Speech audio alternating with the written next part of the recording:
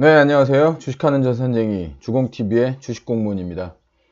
2019년 5월 27일 5월의 마지막 주인데요. 월요일 장전 투자 전략에 대해서 말씀드리도록 하겠습니다. 일단 지난주 금요일 미국 시장 먼저 살펴보겠습니다. 다우존스 산업평균지수가 0.37% 상승하면서 시장을 마감했고요. 대형주 중심의 S&P 500지수 역시 0.14% 상승하면서 시장을 마감했습니다. 기술주 중심의 나스닥 지수 역시 0.11% 상승하면서 시장을 마감했는데요. 사실 상승이라기보다 전일 떨어졌던 어떤 기술적 반등이라고 볼 수 있는데, 시장에서는 트럼프가 중국의 통신장비 업체인 화웨이에 대해서도 매우 위험하지만 중국과 무역협상에 포함될 수 있다라고 언급하면서 시장이 약간 안도감을 보이는 모습입니다. 전일 5.28% 급락을 했었던 국제유가도 1%가량의 기술적 반등에 성공했고요. 금값은 소폭 하락했습니다. 오늘이 아까 말씀드린 대로 5월의 마지막 주 투자 주인데요.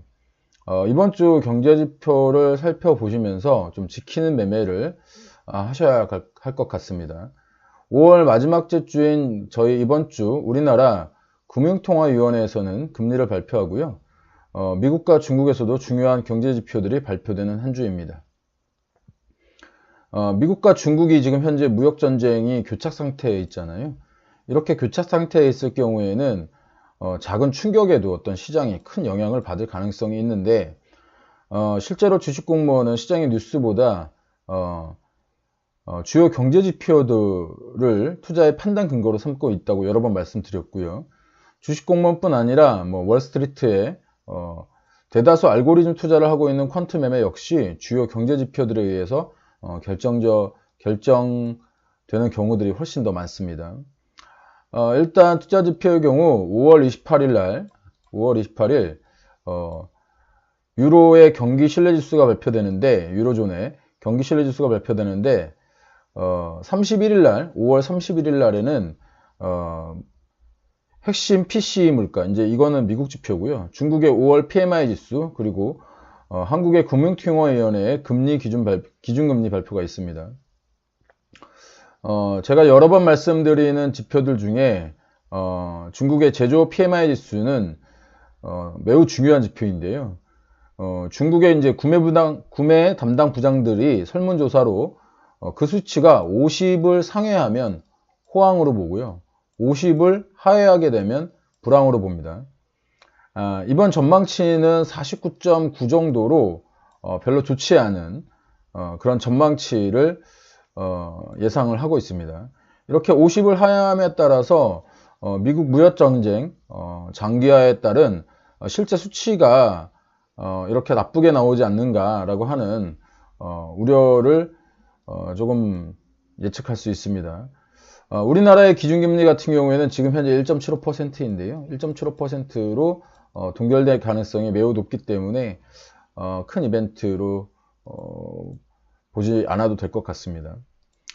또 이제 하나 또 지표 이외에 이번 주 28일 날로 제가 예전에도 한번 말씀을 드린 적은 있는데, MSCI EM 지수라고 해가지고 우리나라 그러니까 이 EM 지수라는 게 신흥국 지수잖아요. 모건 스탠리 그 EM 지수라고 해서 지금 신흥국 지수 중에 중국 A주의 어떤 그 비중을 5% 정도 증가시키는, 즉 리밸런싱 하는 그런 스케줄이 잡혀져 있습니다.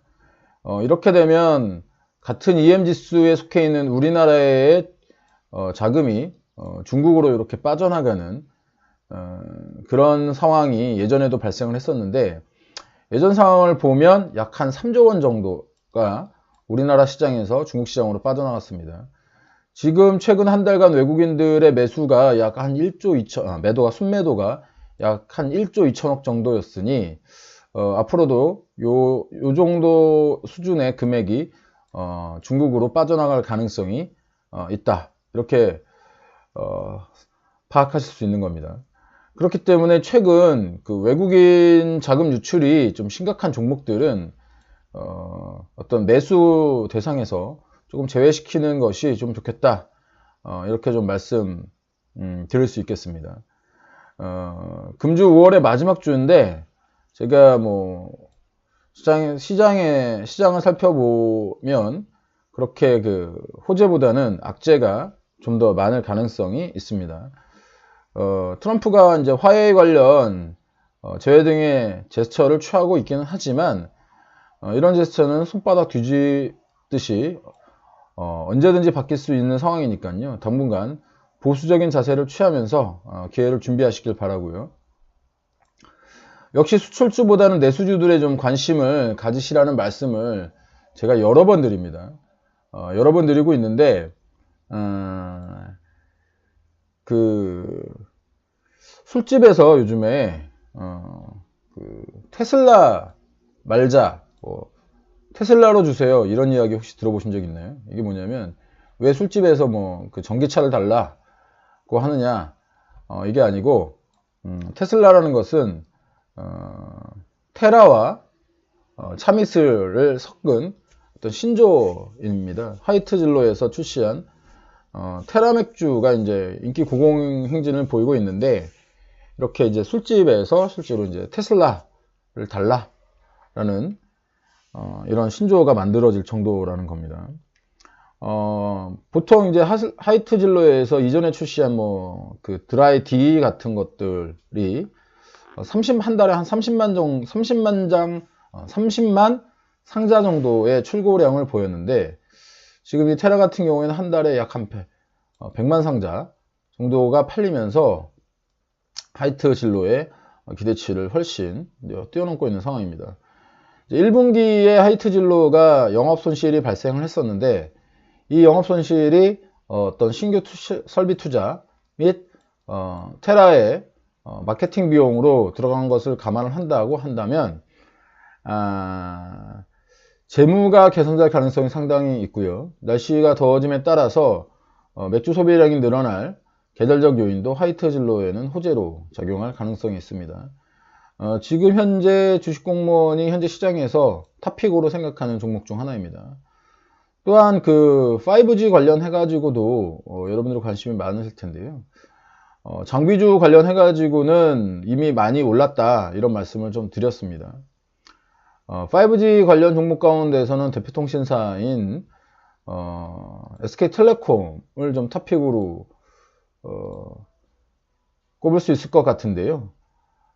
최근 외국인 투자자들이 우리나라에서 주식을 매도하고 있는 가운데서도 SK텔레콤 주식은 한 달간 약 한 1000억 정도 이상을 순매수하면서 저가 매수에 들어오고 있는 상황입니다. 어려운 시장일수록 개인 투자자들은 멘탈 관리와 종목 선정에 어려움을 겪을 수 있습니다. 보다 객관적으로 시장을 바라볼 수 있도록 최대한 노력을 하시기 바랍니다. 오늘은 이번 주 시장에서 진행 예정인 이벤트들과 국내 이벤트, 그리고 어려운 시장에서도 관심을 둘 만한 내수주인 화이트 진로와 외국인들이 순매수를 기록하고 있는 SK텔레콤 등에 대해서 말씀드렸습니다. 여러분의 댓글, 추천, 좀 더 좋은 글을 쓸 수 있게 만드는 원동력이고요. 친구 추가, 알람 설정 등 해놓으시면 주식공무원 글 보다 쉽게 받아보실 수 있습니다. 궁금하신 주제, 관심 있는 분야 댓글로 주시면 글을 쓰는데 참고로 삼도록 하겠습니다. 오늘 하루도 성공 투자하는 하루 되시고요. 객관적으로 시장을 바라보는 주식공무원과 함께 키워가세요. 지금까지 따박따박 수익률의 주식공무원이었습니다.